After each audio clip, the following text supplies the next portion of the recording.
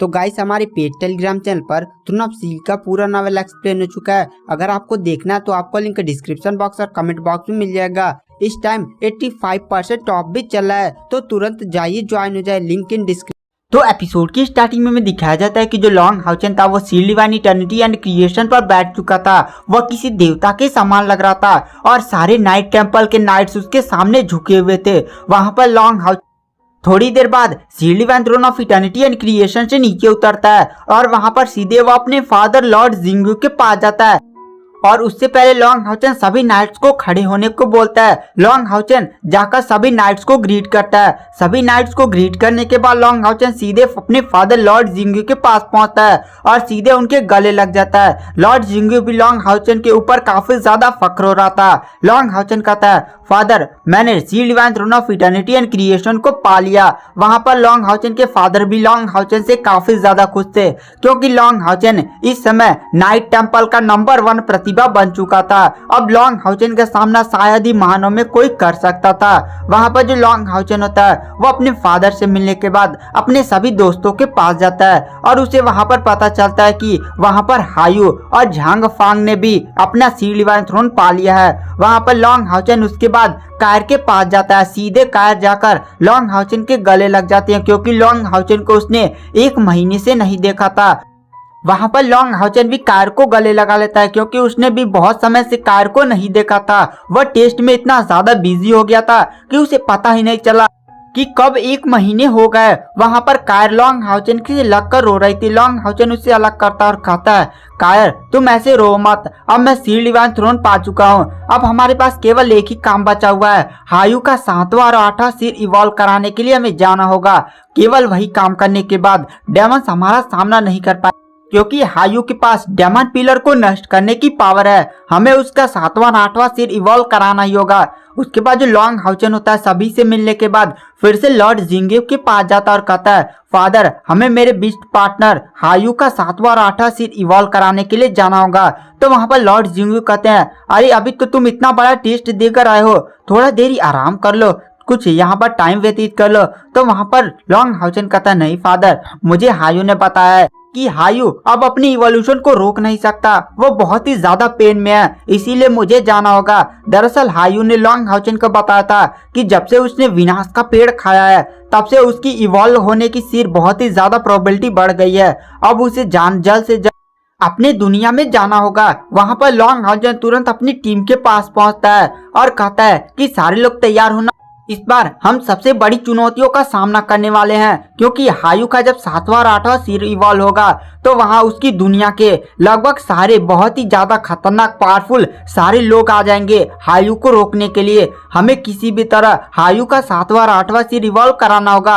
Long हाउचन की team जोश में चिल्लाती है, हाँ लॉन्ग हाउचन हम तैयार हैं। उसके बाद जो लॉन्ग हाउचन होता है वो हायू से कहता है, हम सभी को ले चलो। वहां पर जो हायू होता है वह लॉन्ग हाउचन की टीम के हर एक मेंबर को तुरंत अपनी दुनिया में टेलीपोर्ट कर लेता है। वहां पर हायू तुरंत गुफा में पहुंचता है और हायू तुरंत एकदम नीली रोशनी में फैलने लगता है और अचानक से वह एक अजीब सा गोला में बदल जाता है, जहां पर हायू का 7वां और 8वां सिर इवॉल्व होने लगता है। वहां पर तभी हमें दिखाया जाता है अचानक से पूरी वो दुनिया हिलने लगती है।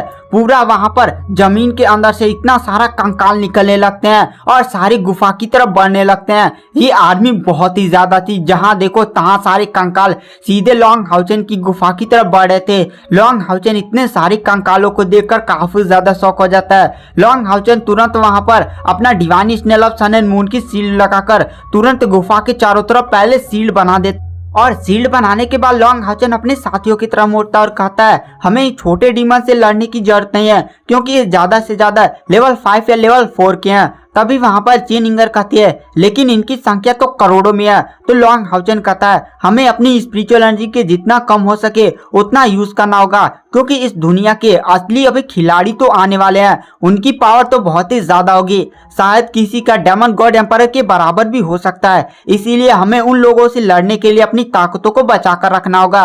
वहां पर जो लॉन्ग हाउचन होता है वह तुरंत लाइट एलिमेंटल फेरी को समन कर लेता है। लाइट एलिमेंटल फेरी के आते ही उसे देखकर वहां पर सारे लोग काफी ज्यादा शॉक हो जाते हैं, क्योंकि लाइट एलिमेंटल फेरी सीसी की बॉडी में थी और सीसी की बॉडी और लाइट एलिमेंटल फेरी की जब सोल मिली थी तो सीसी और भी ज्यादा ब्यूटीफुल हो गई थी, जिसे देखकर वहां पर सारे लोग कहते हैं अरे ये लॉन्ग हाउचेन की प्रेमिका है क्या। वहां पर कायर भी सीसी को देखकर काफी ज्यादा शौक थी और कहीं ना कहीं उसके मन में जलन की भावना आने लगती है। लॉन्ग हाउचेन कहता है तुमने इसको पहचाना, तो वहां पर लिलिन कहता है भाई ये तुम्हारी दूसरी गर्लफ्रेंड है क्या। तो वहां पर लॉन्ग हाउचेन कहता है अरे पागल हो चुके हो क्या, ये इसे तुम लोग नहीं पहचान रहे हो। तो वहां पर लाइट एलिमेंटल फेरी कहती है मुझे नहीं पहचाना और तुरंत अपने 12 पंखों को फैला देती है। अभी भी कोई भी उसे पहचान नहीं पा रहा था। लॉन्ग हाउचेन कहता है कायर तुमने पहचाना। तो कायर लॉन्ग हाउचेन को थोड़ा शक की निगाहों से देखती है। लॉन्ग हाउचेन कहता है अरे ये लाइट एलिमेंटल फेरी है। लाइट एलिमेंटल फेरी का नाम सुनकर सारे लोग काफी ज्यादा शौक थे। लॉन्ग हाउचेन कहता है ये मेरी बहन लाइट एलिमेंटल फेरी है। वहां पर बहन नाम सुनकर सारे लोग को सुकून होता है, कायर को सबसे ज्यादा सुकून आता है। फिर भी कहीं ना कहीं कायर लाइट एलिमेंटल फेरी को गुस्से से देख रही होती है। वहां पर लाइट एलिमेंटल फेरी कहते हैं हाँ मैं लाइट एलिमेंटल फेरी हूँ। लॉन्ग हाउचेन बताता है कि जब डेमन गॉड एम्परर ने लॉन्ग हाउचेन के दिल को नष्ट किया था तब लाइट एलिमेंटल फेरी की भी बॉडी नष्ट हो गई थी और जब वह सी divine throne of eternity and creation का टेस्ट दे रहा था तभी उसे पता चला था और उसी में तब उसने एक सोल का उपयोग करके सीसी की बॉडी में उसने लाइट एलिमेंटल फेरी की सोल डालती। लॉन्ग हाउचेन उन्हें एकदम बढ़िया से एक्सप्लेन करता है और सारे लोग हमें सीरी लाते हैं।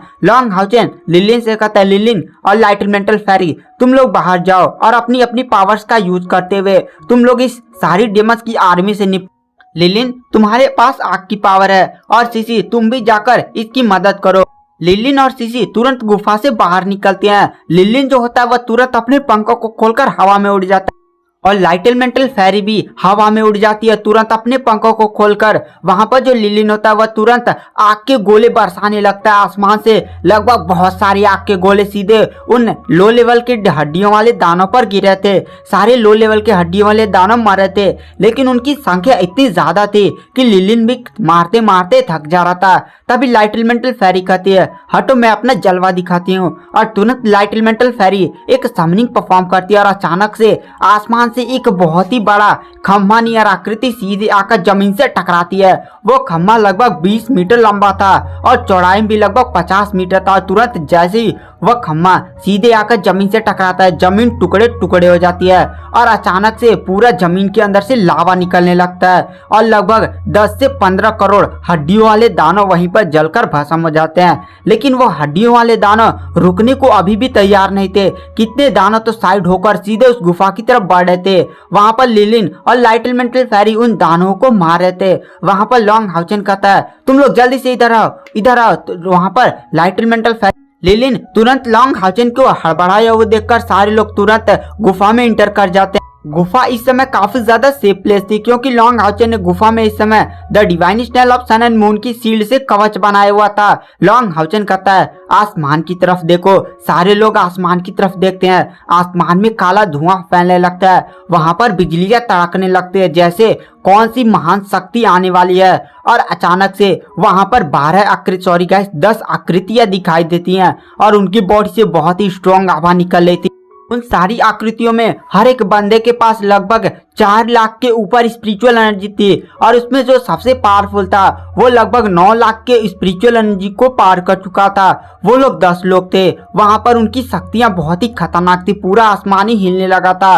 वहां पर वो लोग प्रकट होते हैं और गाइस वो 10 दानव वहां पर होते हैं जो हड्डियों से बने हुए थे और उसमें से जो सबसे ज्यादा पावरफुल था वो एक ड्रैगन पर बैठा हुआ था जो पूरी तरह से हड्डियों से बना हुआ था और उसकी स्पिरिचुअल एनर्जी काफी ज्यादा भयानक थी। और वो लॉन्ग हाउचेन की तरफ देखते हुए कहता है मानव आखिर तुम हार्स्ट्रिंग ग्रिफ को क्यों बचा रहे हो?